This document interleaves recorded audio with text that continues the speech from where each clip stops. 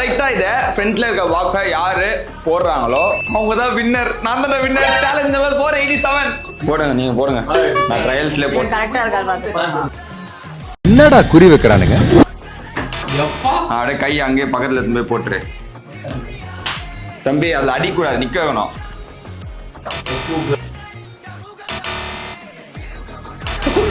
இந்த இளவ கருமாந்திரத்தை எல்லாம் ஏன்டா லைன்ல நிக்க வைக்கிற? என்னடா இவகிட்டே போட்டுடா.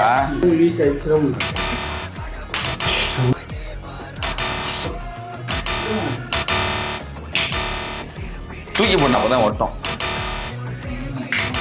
தாண்டி போடுங்க.